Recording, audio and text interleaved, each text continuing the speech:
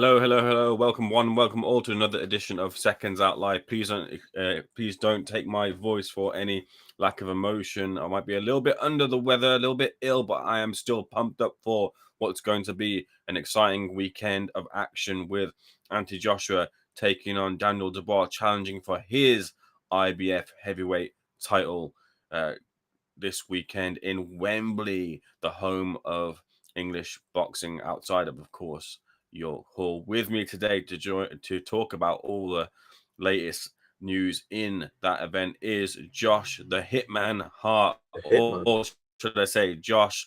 Don't let success get to your head or failure get to your heart. Josh, how you doing? I'm very, very good, Ayman. Very excited for this week. It's probably, I'd say, the biggest week we've had in Britain so far this year, and I'm absolutely pumped for it. After a busy weekend in Grantham and staying up to watch Canelo, I thought I'd be a little bit dreary, the Monday morning blues, but I'm absolutely pumped for this week. I cannot wait. Pumped indeed, as are the people in the chat too. Do not forget that your contributions are key to Seconds Out Live. We'll be reading out all of your contributions in the chat, or at least as many as we can get to. And you guys have already started with some of the contributions as well. Harry Zianakis is saying, you guys couldn't get enough of me. That's true, Harry. We couldn't get enough of you. We couldn't get enough of the heavyweight action as well too. Leo Sullivan says, be a great fight. Come on, Anthony Joshua. Take my heart off to both fighters. Be a good one for sure. Carluccio says, hey, back to you, Carluccio. Mr. Glock 19, not sure what that is. Triple D time, let's go. Wayne Summer says, Triple D power. AJ knowledge. Knowledge is power. Let's go. Harry also comes back and says, knowledge is Greek. All of it, especially fighting. Fira Arslan says, has there ever been a time when two fighters in division fighting for a title when the man who's beaten both is still in division and undefeated? Good question. That's, of course, putting a little nod to the or at least former undisputed heavyweight champion Alexander Usyk, who had to relinquish his titles for this to become, or Daniel Dubois to then be elevated to full heavyweight championship status, and now he's defending that belt against the challenger and veteran Anthony Joshua, someone who Don Charles knows very, very well indeed. If you haven't already, click the like button and subscribe and follow us on social media as well too. And if you listen by other means, Spotify as well, we have that too, where you can find the podcast on, and also leave comments as well after the video. If you couldn't catch up on us live, we read them out and respond to some of them as well too, or at least the good ones. Let's get into the breakdown. Josh, I know that we've spoke about this beforehand, but for the live viewers here as well, and get their contributions in there too, if they want to ask any questions. What's your thoughts on this fight? And first of all, do you count Daniel Dubois as a full heavyweight champion? A lot of people talking about him being a bit of a paper champion because he's been elevated in that position. Do you call him that? Do you think that a win over AJ will knock off any of those doubts? I think if he beats Anthony Joshua, he knocks off the doubts of being a full world champion. But at the moment, I can understand why people are struggling to see that. I think I'm one of those who's kind of been struggling to see that, just because I'm always like that. When you see a fighter get elevated from an interim champion to a world champion and the full world champion, it doesn't always feel as, like, it's not always as good to see as when you see a fighter win it in the ring, because that's when you know it's proper, and it doesn't feel proper. But it's definitely going to get wiped away if Dubois does beat AJ this weekend. I think the fight, there's so many factors for me that could really impact the result. One of the things that's been running through my head is what happens if AJ gets caught, because he's not been caught in a long time. How will he react to Dubois' power? How will Dubois react to AJ's power?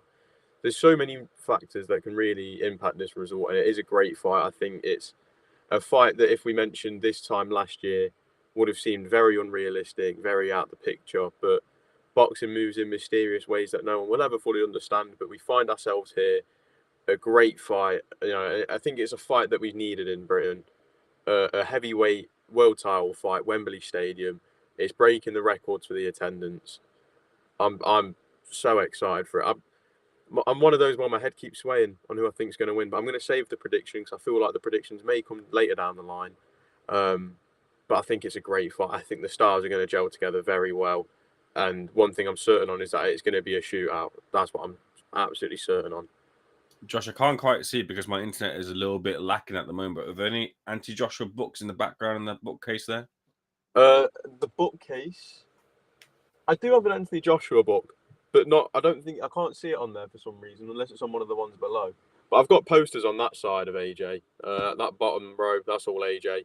I do need to upgrade the posters. It is a bit bad just having Fury and AJ posters, so bear with me. I might vary it up a little bit. I've got a Chev Clark poster lying around, which I could pop up on there. But not a Daniel Dubois poster. Dubois is on there. I've got a Chisora one. I've got the Fury Chisora one. Hold on, just there. So Dubois is also on there. Don't you worry. We're covering all cylinders of this fight here in the JTH headquarters. Headquarters, indeed.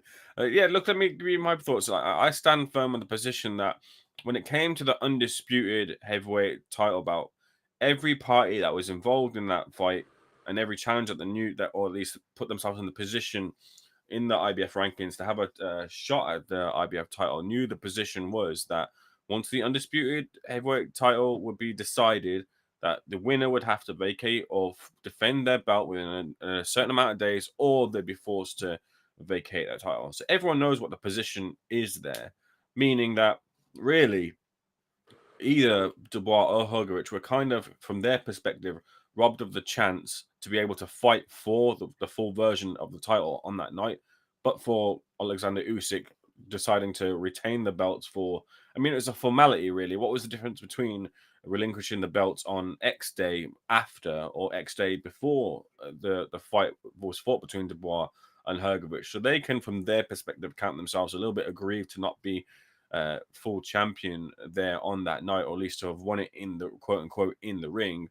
However, also I completely understand the position of boxing fans saying that haven't we just fought Undisputed and now we're ripping the title away from him? Undisputed is now disputed because we have another champion here in the heavyweight division. And I get that completely. Neither of these guys who win this Saturday night, unfortunately, although I don't want to discredit and do down any fighter, but because of the presence of Alexander Usyk in the heavyweight division, neither of them can call themselves the man because he is the undisputed heavyweight champion. He was the one that was crowned on that night. They've got to both beat him to claim themselves to be the man. Sure, they can claim themselves to hold a piece, but until that man who held all those four crowns, all those four pieces, is defeated, neither of them can claim that. AJ and his team are confident that they can do that the third time round under Ben Davison, and I'm sure Daniel Dubois and Don Charles will have another crack at Alexander Usyk after they feel aggrieved that the punch that was landed that was debatably called low on the night, they believe that it wasn't low and it was a claim to be a legal shot, could have changed the course of history, and they might have defeated Alexander Usyk on another night. Before we get to the trainer talk, let's jump back into the chat and see what you guys are saying. You are saying here, 8 beautiful, 8 golden, 8 dragon, 8 says Capote for the win. Appreciate you very much. I'm going to call you beautiful golden dragon instead of all the 8s. It just helps out the flow of the chat. Tony Lyons, AJ will fold Daniel Dubois like a deck chair inside 5 rounds, in my opinion. Tony, let me know why. What do you think it is about AJ's game plan? Do you think it's about different game plans as to why you're so confident that AJ gets the victory inside 5 so conclusively? Gary, thank you for joining us. He says, afternoon to you too. Will Josh Hart be attending the fight and see the Hearn, who he calls the main man? Is Hearn the main man, Josh? Yeah, I'm going to say so. Just if that's what our mate Gary wants to hear. I don't really know who this Gary guy is, but there's a few more chats with my name on there. Must be a big Josh Hart fan. Not to let the fame get to my head, but must be a big fan. But yeah, no, I'm not attending the fights with the man I call the main man, Eddie Hearn. I'll be watching it from the comfort of my living room, probably. MB says, should be good. It's just what we need, a big British fight. You agree with that, Josh? I feel like we needed like a big Wembley event. Yes, it's exactly what I said at the start. I've been saying this for a long time. It's no secret when you see the criticism that British boxing's had this year in fights that we've had on UK soil. And I think this is exactly what we need. While we've seen some good domestic grudge matches, obviously we had Taylor versus Catterall 2 back in May. We've got Sonny Edwards versus Galalia fight, which is a fight I'm very excited for. There's nothing quite like a heavyweight world title fight, especially an all-British heavyweight world title fight at Wembley Stadium. It's something different. And with the impact of Riyadh season, we've still got a massive undercard to come as well. And it's the stuff of dreams. Wayne Sumner, sorry, let me get that right, says, Winner has to take on Fury. Now, that is a British fight. And that's been said by Turki Al-Sheikh. He said there that regardless of what happens in the fight between Usyk and Fury the second time round, and in this fight between Dubois and AJ, that fight between Fury and AJ is going to happen. Surely, though, Josh, this has to come with like the fight that we want to see, that Fury and AJ fight. It's going to lose a little bit luster if both, or even one of them, but if both were to come out the losing end of their fights, you still want to see it, but it's a little bit loses that momentum, right? Definitely, yeah. It's one of those big thoughts. You don't want to always be looking ahead at the fights in the future to take it, especially at this level that they're at. They're at a level where every fight is dangerous. Dubois is very dangerous, and Usyk's already beat Fury.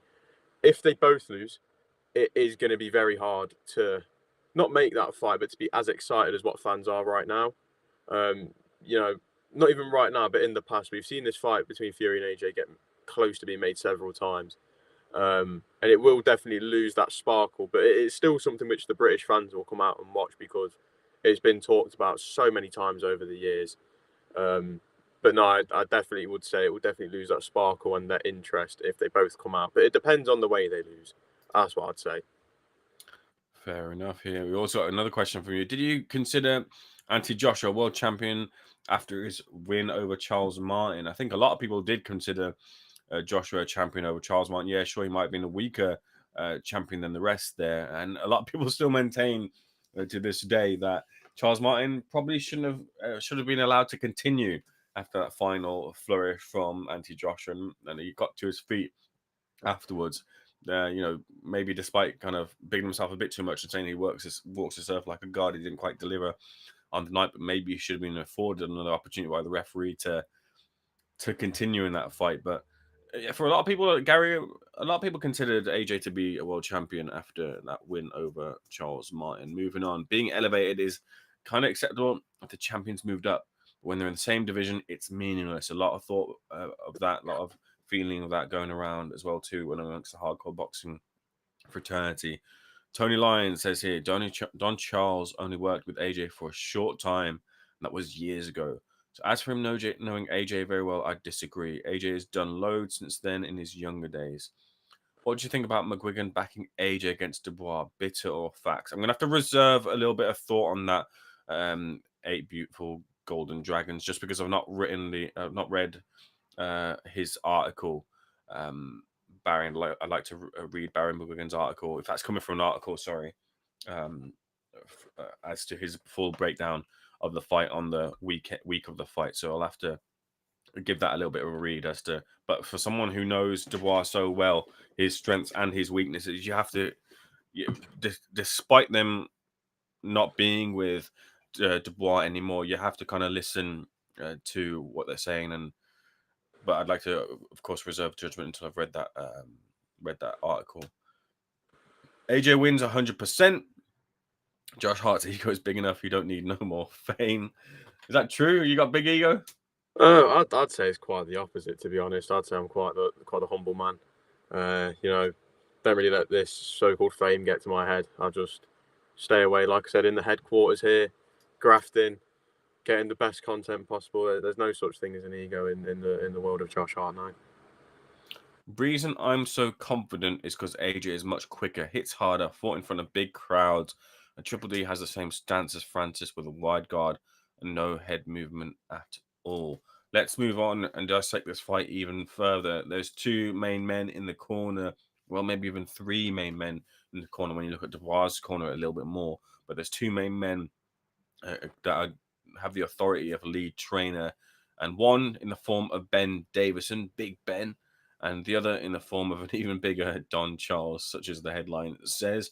Let's focus on Ben Davison. A lot of talk about how the confidence has been instilled back into Anthony Joshua, and this is we did a poll, didn't we, a few SO lives ago, and a lot of people said that Anthony Joshua is in the form of his life now, with the knockouts and the way he's finishing fighters and the way he's been able to get wins, than even the AJ of the come up before he won the title. And since then, maybe this is now the prime of Anthony Joshua's career. And a lot of that has to be given credit to Ben Davison and the work he's done and some of the answers he's been able to give to Anthony Joshua, who's most famously asked questions of others, even during ring walks heading towards fights. Do you feel that Ben Davison has had this effect to really kind of reinvigorate Joshua's repertoire, his boxing skill, his Olympic pedigree, and affect that in the ring to get these results now? Is this a new and improved version of Anthony Joshua for your eyes, Josh?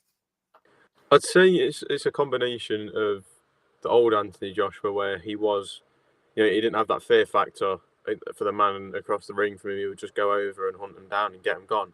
Then obviously we saw the defeats, and then we saw him come back in a lot more of a reserved style, where there was a lot more of the sweet science behind it and fighting behind the jab and just controlling the fight, but at a pace which fans criticised. Fans criticised that style. It's no secret. We saw how heavily slated he was, I guess you could say, in the wins over Jermaine Franklin, and obviously the rematch with Andy Ruiz as well. He boxed very reserved that night too.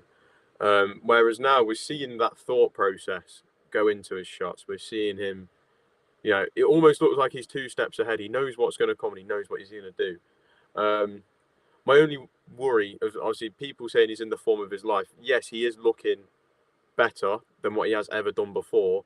But it's one of the big talking points, the caliber of the opponents that he's been facing. It's fair to say that he's not exactly been facing the toughest tests in the heavyweight division. I'd say the best name on the resume since he's made this transition, with obviously originally with Derek James and then Ben Davison. I'd say probably Otto Wallin is probably the toughest name he's had on there, or Jermaine Franklin, especially with Jermaine Franklin coming into that fight off the highly controversial defeat to Dillian White. But Francis Ngannou, I think he kind of hit us all back into reality and what Fury was expected to have done. That's what we all thought Fury was going to do to Ngannou, and then there was so much hype around Ngannou's name that people, I'll be honest, I was one of them that thought Ngannou's going to take AJ down, to the distance. AJ's not going to be able to pin him down and stop him. He's got too much. But it'll be very interesting to see how he looks this weekend against Daniel Dubois, because it is fair to say that Daniel Dubois is up there as one of the best heavyweights on the planet. Like it or not, he's up there. He's not going to have an IBF world title for no reason. People have been making the point saying that he doesn't. As someone said in the chat on a previous live, I think, or on the Don Charles premiere that we've just had. Little plug there. Go watch that. Someone said that Dubois doesn't he should be way lower in the rankings, but look at the guys that he's just beat. Jerome Miller, who's not an easy night for anyone, and then Filip Hrgovic, who's been mandatory for God knows how long. He deserves to be in the position that he's in. He's worked hard. He's beat those doubts in his mind and proved all those doubters wrong with all the allegations and slamming of just him being a quitter. He's beat all of that. And I'd say he definitely deserves to be in the position that he's in. Obviously, why I said that it's hard to look at him as a world champion is because he didn't win it in the ring. It's easier to look at a fighter as a world champion when they've won it in the ring. So it'll be very, very interesting to see how AJ looks against Dubois and see how he tries to neutralise that killer right hand that Dubois has got, because I think if Daniel Dubois catches him, it could be lights out. But you can say that the other way around. That's the beauty of this fight. So it'll be very, very, very interesting to see what Ben Davison and all the team down at the Performance Centre in Harlow. It'll be very interesting to see what game plan they've got to defeat Anthony Joshua, to defeat Daniel Dubois. I don't know why they try and defeat their own man. That'd be pretty silly. Don't worry about that faux pas there. I'm always doing one of them on a regular basis.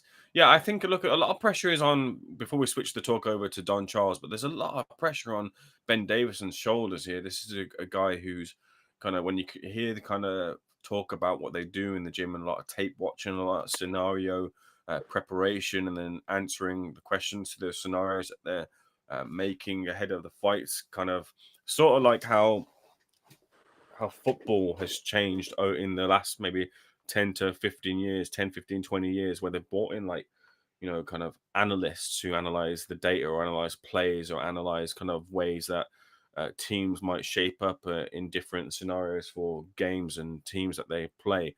They've, I believe, tried to do that sort of thing and kind of look at the traits and habits of their opponents and where they can exploit them. And they've done that to great success. Look at kind of the ability to look at the kind of resurgence that Lee Wood has had, who is, about to call it a day after his losses to, like I said, Jazza Dickens and other fighters where he wasn't believed to really succeed and get world title honors. And then the way that that game plan, one of Ben Davison's best ever game plans, if that's what you want to call it, is his for Kanzu. The way they were able to neutralize Kanzu, who was a volume puncher, the amount of feints that Davison was able to throw and he was able to commit to just absolutely bamboozle and shell up Kanzu was it was a brilliant strategy on that night from Ben. I thought for me, looking at it, when a lot of people like to slate kind of new trainers coming through and making their way in the game, I thought that was a real feather in the cap to have able to have guided. I believe it was just the regular title at that point, but still a great achievement for Lee, who then went on to become a full champion and have brilliant wins over Michael Conlan and, of course, Josh Warrington, although the Josh Warrington fight is a little bit marred in a slight bit of controversy, but still the way he's been able to turn that around. With him, the way he's been able to ground someone like a Shabazz Masood, who had like a real flair sort of style, and add to his game and make him more of a thinking fighter while still kind of using his foundations of his reflexes and his timing and his speed. They're not taking too much away from his game, but just kind of minimizing the risks away from his game. I thought he's doing some real good work with the fighters that he's had. That's, of course, as well, there's been some work that he hasn't done that hasn't worked, but with like Lee McGregor and Josh Taylor recently leaving the gym, although he guided him to the undisputed title victory. A lot of work can be done by previous trainers too, but you're still in that position to not, sabotage that moment. There's credit still in that as well too, to fine tune and tweak your fighter to that point and get him over the line. But really, he's under a lot of microscope here. That when you talk about game plans and you talk about adapting and being able to answer for every sort of occasion, if AJ gets hit, what does he do in that moment?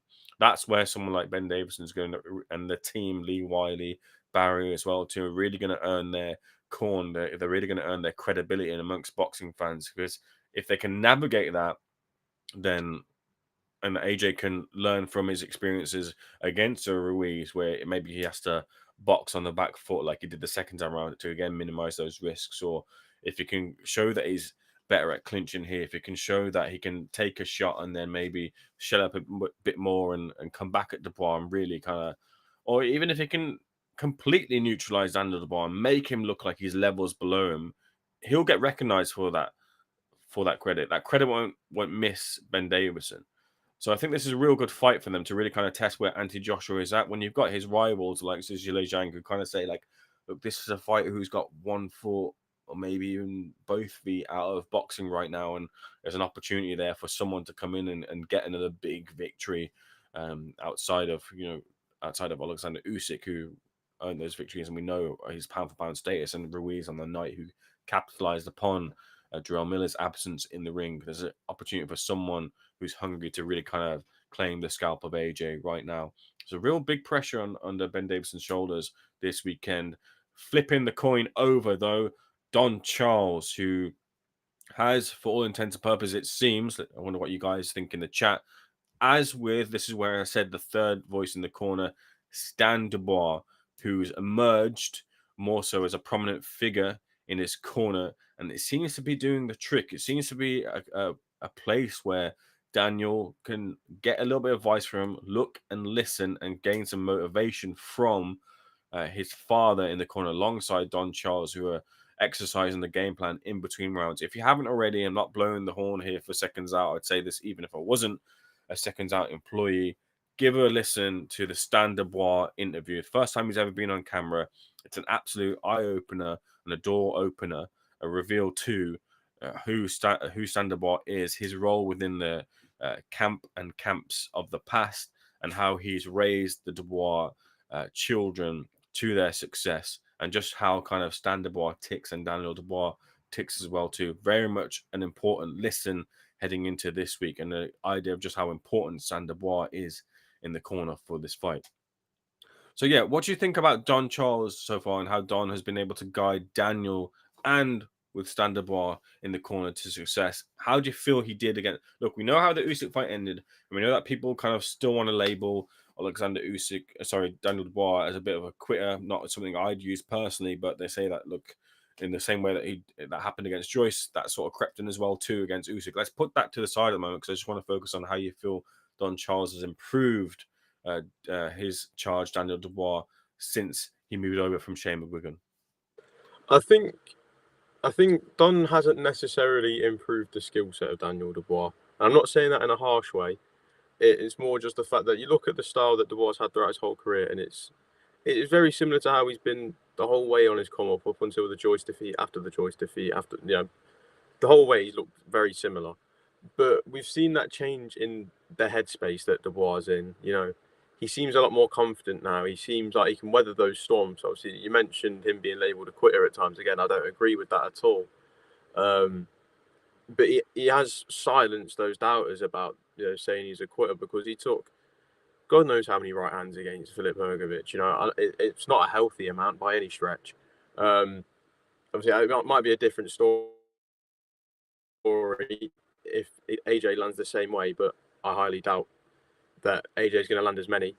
But Don seems to have really installed in him a way where he can get through those tough times. Maybe it is the fact that he's had his dad put in the corner, because that's something that has been a big talking point. Normally something like that shouldn't be as big a talking point as what it is, but it is because we've seen such a big change in Dubois' style. Not in his style, in what the headspace that I was saying.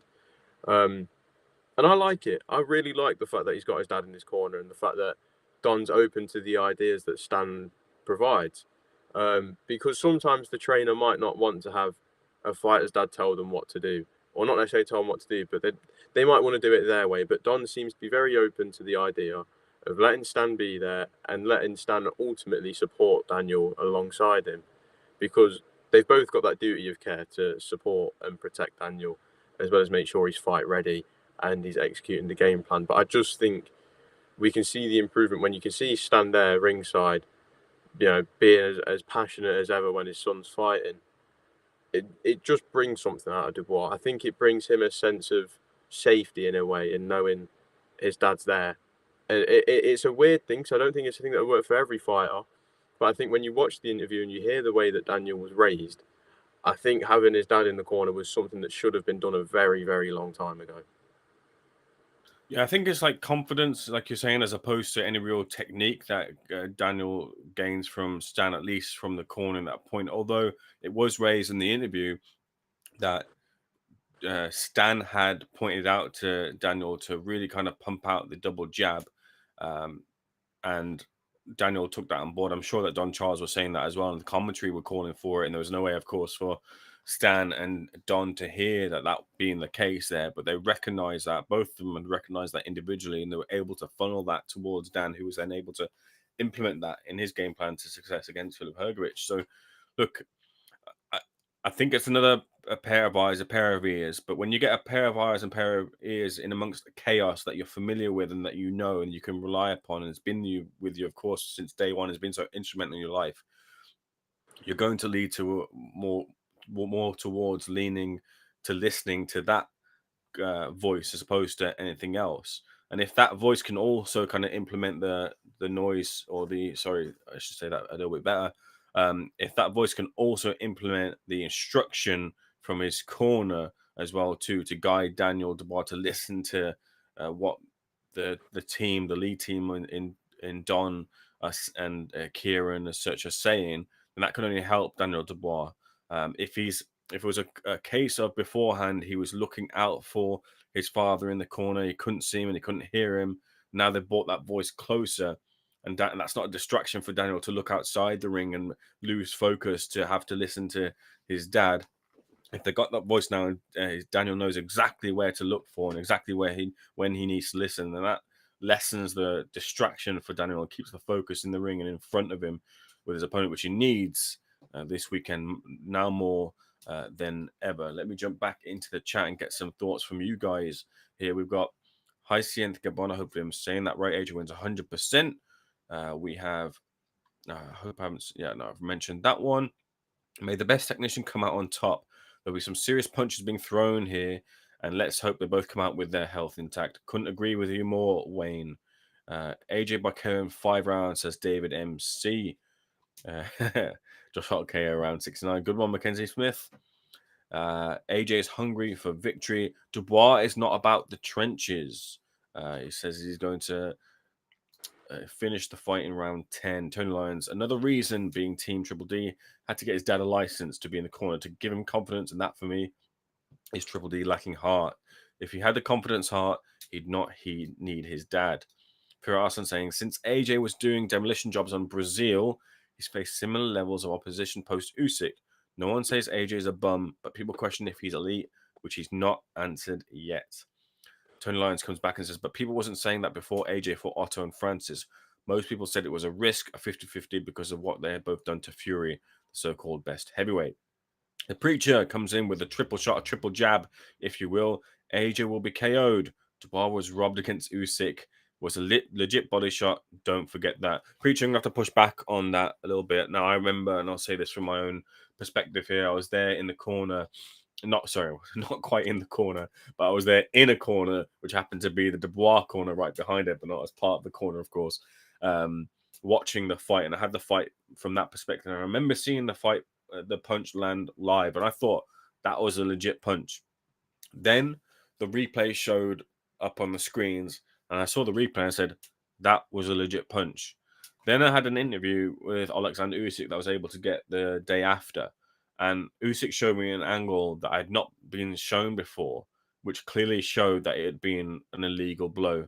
And if that angle had been shown on the replay above the ring, as opposed to the other angle that was shown, there would be no kind of doubt as to whether it was a legal punch or not. For me, that was not a legal punch, and it wasn't a legit body shot. Tony Lyons, stop it. Who's Hrgovic beat? And Miller was a 330-pound out of shape. 2 weeks notice, you just couldn't miss.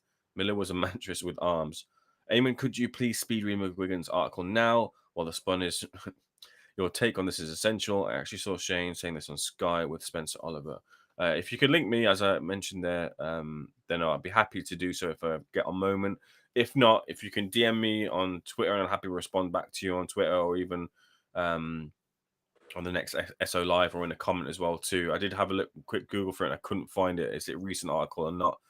So apologies for not being able to find that, but I'm happy to comment up on that, even if it's not right now, right live. You think Hrgovic fight flattered Dubois? Dubois was getting pieced up until Filip Hrgovic gassed. Feel like Philip lost the fight because of poor conditioning rather than how good Dubois was. I'll just add a little bit to that. It's still been officially not confirmed, but as far as I'm aware, Filip Hrgovic had sparring with another heavyweight 2 weeks prior to the fight. And in that sparring, Filip Hrgovic sustained a cut. I can't confirm as to which eye or where the placement of the cut was, but it was on one of his eyes. And I believe it needed around 6 or 7 stitches is what I was told. But they chose to continue on with the fight. And I believe that the cut had reopened in that fight with Daniel Dubois, which didn't help either. I think they kind of knew going into that fight that they really had to throw as much as they could at it before the cut might reopen. So I think that was a bit of a factor in the fight as well too, as to why Filip Hrgovic maybe didn't look to go through the full length of the fight and really kind of throw as much as he could at Daniel to see if he would break before he did. Excuse me. What storm? Miller, Hrgovic, that got stopped on cuts. A so-called low blow that Usyk sustained. If that was a low blow and that power, Usyk would have instantly been sick. I've seen low blows many times. If you'd had heart, you don't need your dad. You just need your trainer. Triple D is done for. I mean, the amount of people in attendance will be too much for Dubois. I'm not sure, Tony. I'd like to comment on this. Like, I don't know if Daniel Dubois is someone who really kind of gets affected by crowds. I'm not kind of making any kind of aspersions to Dubois as a person or anything like that. But I don't think that's the type of thing that really kind of registers with him or affects him at all. I think Daniel Dubois just sees the task in front and is so tunnel vision that it doesn't really matter, and he's able to drown out kind of any sort of noise. It will be interesting though, and I will caveat a little bit, is like if he gets like horrendously booed into that ring, which I don't think will happen. But AJ is the face here, the good guy, if you will. Not that Daniel Dubois is the bad guy, but against AJ is seen as the good guy. He's filled out Wembley beforehand. He's familiar with a lot more people than Dubois is. He's the one that people are going to be cheering for on the night. I do wonder how much an absolute raft of boos would affect Daniel here in the ring, although I'm more inclined to believe that it won't even register on him. But it's an interesting point to discuss. Very true, Wayne. Punch doesn't need to land on the area to be low. Dubois punch looked like it was on the bladder. Usyk's trunks were high. Dubois punch was pointed up towards the belly. Totally disagree. There's a conversation surrounding the punches there, the low blow in the Usyk fight. We will, of course, though, however, move on. Josh, I hope you're still there whilst I'm still rattling on as to... Okay, don't you worry, Ayman, I'm still here. Good. Thank you for still being here. You just froze a little bit on my end. Let's get into the undercard, though, which features some really good fights. One has, unfortunately, by way of update, if you haven't seen already, it's fallen through, and that is in the form of Liam Smith versus Josh Kelly. It's now no longer Liam Smith, who has a viral infection and has had to pull out, and it's now Ishmael Davis, who's been talked about as a hidden secret in amongst boxing, doing a lot of sparring in the gyms. Now gets his opportunity to step in late notice and take on Josh Kelly. Has that changed at all your opinion as to what the pick is of the undercard, Josh? Which fight are you looking most forward to? I'd probably say Josh Kelly versus Ishmael Davis, just because there's a very interesting dynamic for it on the Ishmael Davis end. So we saw the news last week that him and Junaid Boston had agreed to fight for the English title next year. Obviously, if Ishmael got through his fight on October 26th. But him now fighting Josh Kelly, it changes the dynamic massively, because if Ishmael Davis is to beat Josh Kelly, that throws him way above English title level, probably above British level. You know, it'd put him on that fringe world level type status. And it's a very interesting one. I think the styles will mix very well as well. They've both got very good styles to watch. The only other fight that I think really could take fight of the night is Joshua Buatsi versus Willie Hutchinson. I think that's going to be a great clash of styles. We've seen it's been quite a fiery build-up, and it's a fight that I think's gone a little bit under the radar at times, but that's always expected when you've got Anthony Joshua headlining at Wembley. You're never going to be able to steal the headlines. But I think that's going to be a really good fight. I'm struggling to predict that one, to be honest. I'm struggling to predict Josh Buatsi versus Willie Hutchinson. I think Willie Hutchinson's a very underrated fighter, and he's starting to get the credit that he deserves now, post Craig Richards. But no, overall, the card is just fantastic, though. It's great matchup after great matchup. Would have been nice to see Liam Smith versus Josh Kelly. I feel like that fight had a lot more about it than Ishmael Davis versus Josh Kelly. Just because it would have been good to see how much Liam Smith really has left. You know, is he still okay to box? Can he still cause issues to these up-and-coming fighters? But maybe we'll get that answer another time. Maybe we never see Liam Smith in a ring again. That's something that we're not sure about yet. I'm sure we'll get more updates as to his state in a couple of weeks. But for me, fight of the night, I'm going to say Josh Kelly versus Ishmael Davis. I just think the styles will gel really well. I think we'll see a really good back and forth type of fight. Let's dissect this a little bit more, because there is a video coming out, I believe, if it's not already live, but I'm sure it's not live just as of yet, with me and Danny Flexen dissecting the undercards and where we think who we think the winners will be for each of those fights. But let me get like a sentence for each of them, and I'll set up for you both of them, all these fights. Josh, first of all, let's go with the co-main here. Tyler Denny versus Hamza Shiraz, a real good fight between the two of them. And as I said, and you're hearing that undercard predictions, like you'd want both fighters to win here, because these are two very likable fighters, two fighters who have also, you know, they've earned their position so far in the ring. They're not the type to kind of, you know, go out and call out fighters or bad talk fighters. The kind of ones who want to do their business in the ring. Tyler Denny has not had it easy, having to go through the kind of smaller profile shows to get his position. It's been real good work from Boxer and Ben Shalom to have found someone like Tyler Denny to have, in an area which is not very well promoted, the West Midlands, to polish him and put him in good fights, and then allowed him to seize his opportunity and then throw him in at the right time against someone like a Felix Cash, and then get the victory, and then see Ben Shalom dancing in the ring afterwards. He's now up against Hamza Shiraz, who, and before I moved to Hamza Shiraz, there were a lot of people within the West Midlands that I've spoke to, sparred like Tyler Denny, who saying, look, he's real crafty. He's got a lot more craftiness than he's getting credit for. And he might be able to just shell up Hamza Shiraz, who's just got the perfect genetics to be able to, you know, guard everything, because his arms are so long. How do you get past that kind of guard? But you can kind of force him to shell up and limit his activity with the way that Tyler Denny is able to get in, unload, and then get out straight away out of range. Hamza, who's got a massive range because of how long his arms are. Then you got someone like Hamza Shiraz, who's had a small bit of a cloud over him after the way the Bradley Skeet fight ended. A good, competent boxer, just like Tyler Denny is. Bradley Skeet was, although in very different ways there. For me, although there was controversy about that fight, I feel that fight was going to end the way it ended because Hamza looked like he was getting to and slowing down Bradley Skeet. But for all the kind of natural attributes that he has, he's proven it in the ring as well too. For me, that Shiraz fight was a real 50-50. I wasn't really the Hamza Shiraz fight against Williams, was a real 50-50. Which I wasn't really kind of favoring Hamza Shiraz to the victory there, but he proved that he could contend at that level, and he really kind of put a dent in Amma Williams and just bided his time until getting that point. And he learned from his fights where he put a dent in his opponents and then went for it, and then got caught himself and had to climb up the canvas himself to recompose himself, and then finish his opponent.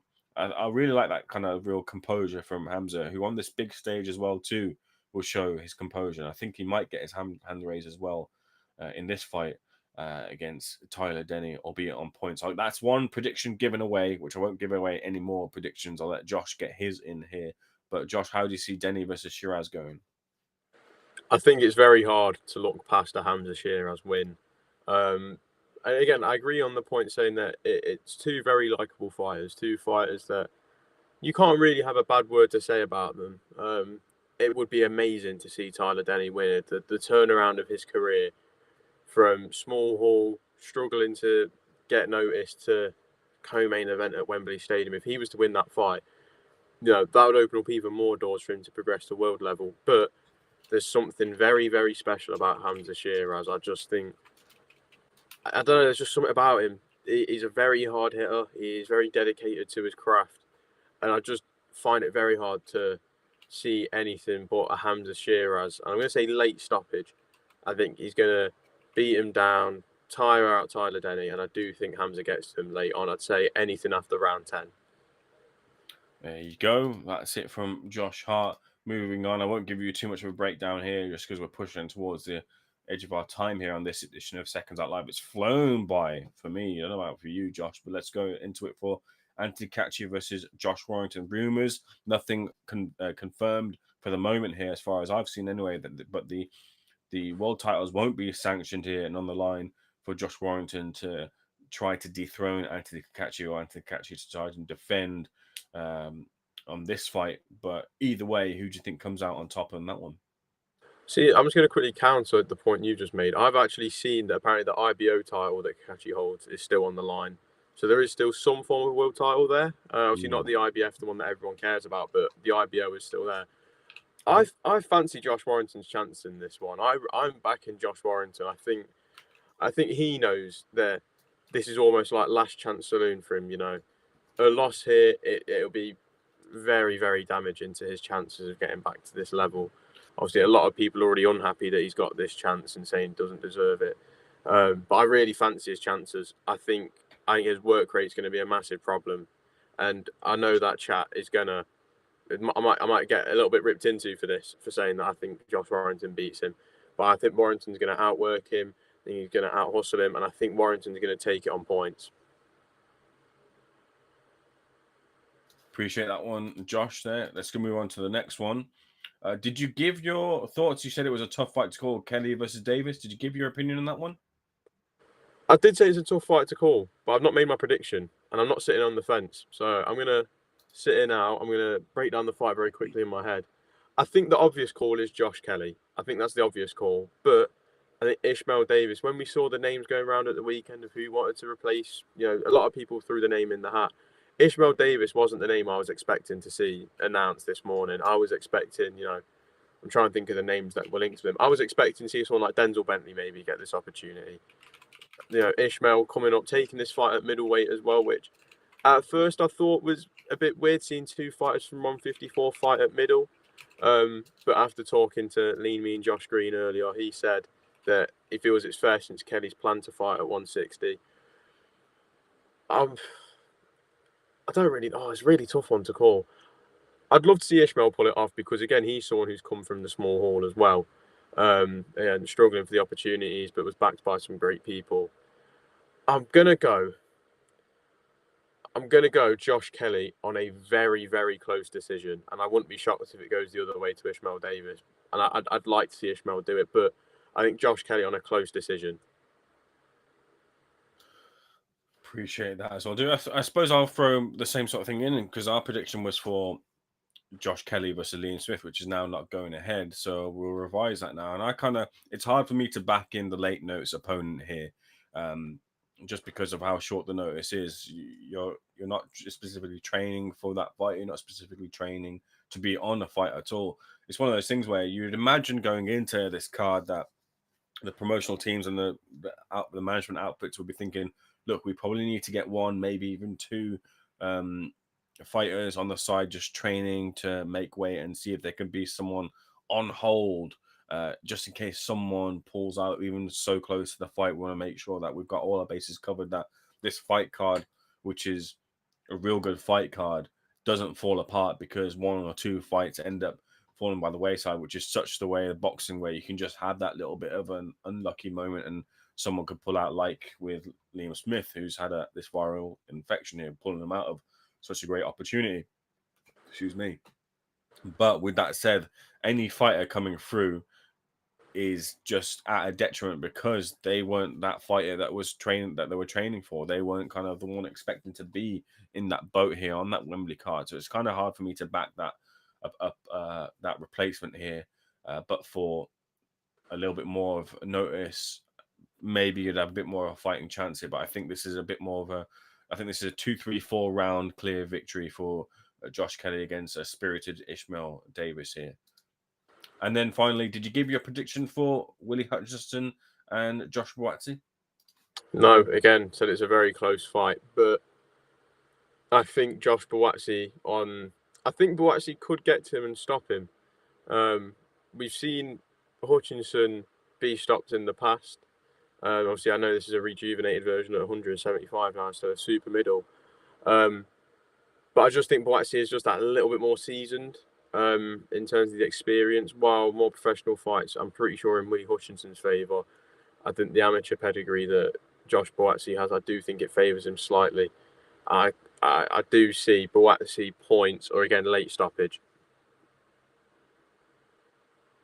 Cheers, Josh. Much appreciated. Let me know in the chat as well too what you're picking for the undercard there. We've also opened up a poll for you too, which we'll get the results of towards the end of the show, which we're rapidly heading towards too. We have stick your colors to the flag, anti-Joshua or Daniel Dubois. Right now, anti-Joshua is steaming through with the lead, with Joshua the favorite and Dubois not very much fancied by you guys in the chat right now. We'll see if that changes or gets any closer as we veer towards the end of the show. The final topic to go through here is, of course, Canelo Alvarez in against a brave challenger in the form of Edgar Berlanga, but one who wasn't up to par and was somewhat overmatched against Canelo Alvarez, even though the questions as to whether Canelo Alvarez is still in the same form or the prime of his career as he has shown before in the past. It was a good fight between the two. It was a brilliant little left hook as well that caught Edgar Berlanga out. Edgar Berlanga was able to show a little bit more of his boxing ability and kind of adapt there to the win. Whether he really kind of threw himself out there to get the victory or go for it is another thing, another point of discussion. But he might take that as a bit of a feather in his cap to have gone the full distance with Canelo Alvarez when some maybe even better opponents haven't done in recent years. He was able to and can take that on going forward. And he never really, when the pressure was on at the highest moment in his career so far, never really was shown to have really kind of thrown it away as well too, which is a danger that you wilt under the pressure. And those sort of things can carry on with you throughout your career. Boxing fans, do not let those sort of things go. Josh, what did you think? Seeing that, I don't know if you stayed up for it live or watching that on the replay. What do you think of Canelo versus Berlanga and where Canelo stands right now in his career? I actually stayed up for this one. I was trying to stay up to watch the UFC as well, so I watched Canelo first, then switched over to watch the UFC before being bitterly disappointed by the main event there. But I was not disappointed by Canelo.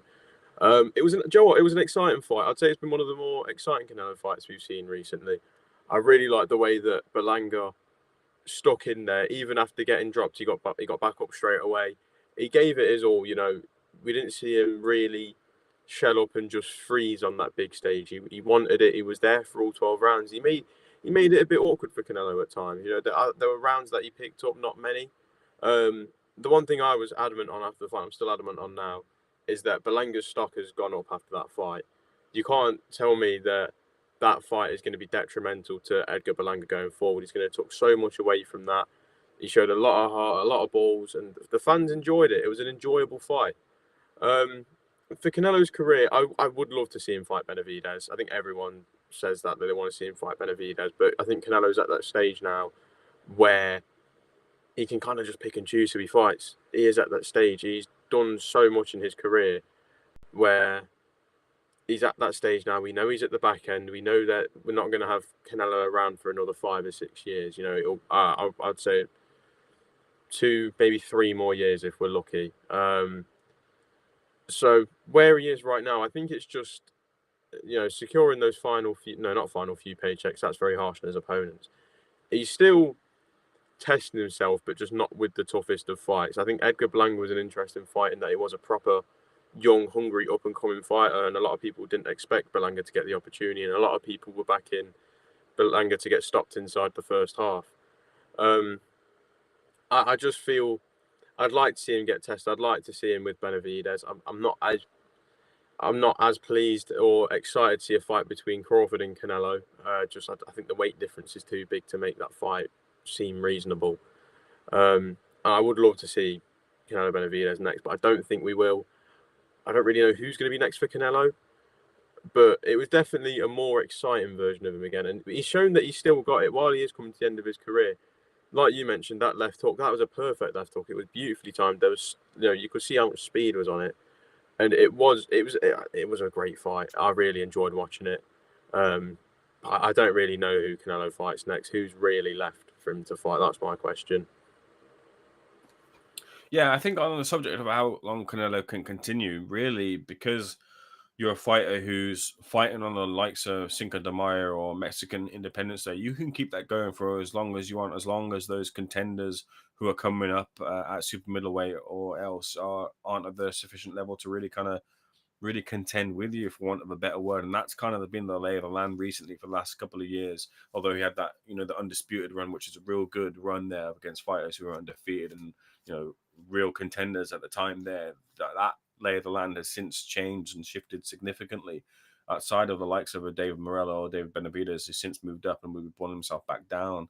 You know, maybe kind of things would land in his favor, especially if you could put in some sort of rehydration clause, you know, maybe, and the money that of course Canelo wants as well too, then maybe things could change where you kind of see it a bit more viable, but you'd then be adding those caveats which Canelo says he's allowed to add because he's the face of boxing, or at least he's earned those opportunities. But you kind of, outside of those, it's difficult to see who, you know, really kind of is that next big opponent for Canelo Alvarez, which means that there's more life in him and he can keep going for a number of years if he wants to.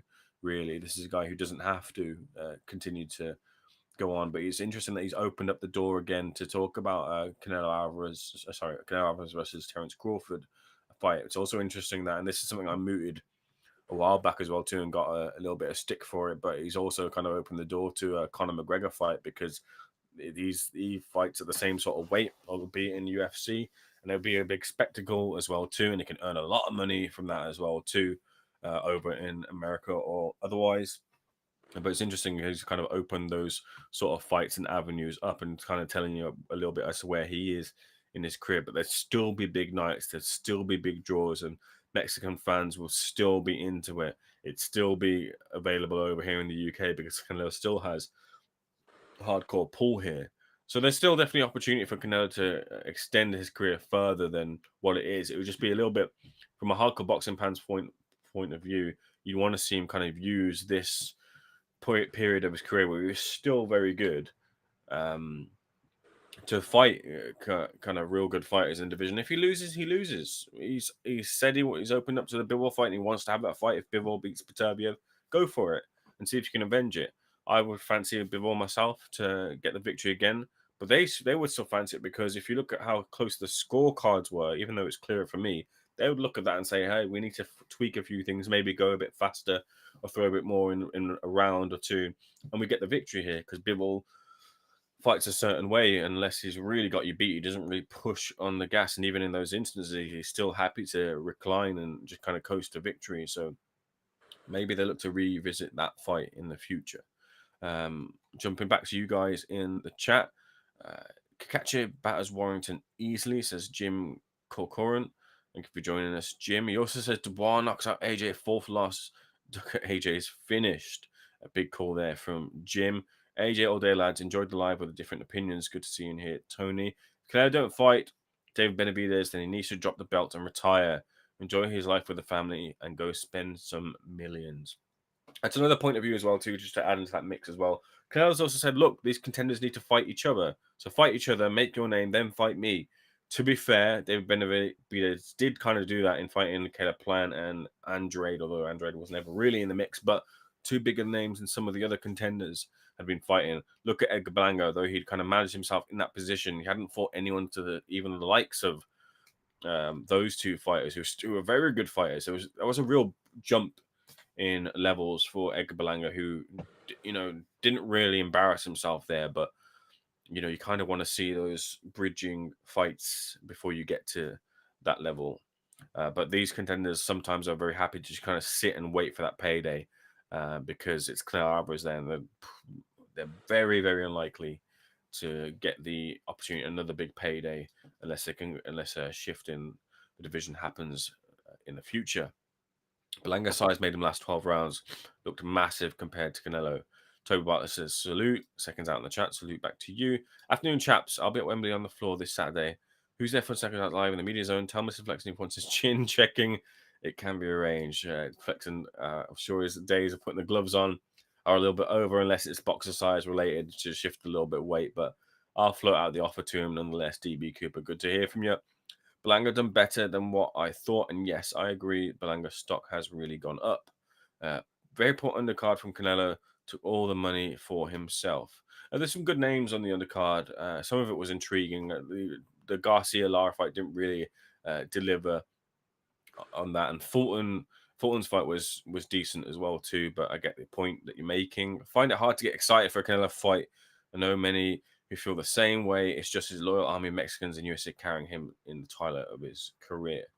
We'll close out for this week's edition of Seconds Out Live with the close of the poll. Vinny, in the background, if you could end that poll, and we'll get the results as to who people are backing for the big heavyweight IBF title clash between Anthony Joshua or Daniel Dubois at Wembley.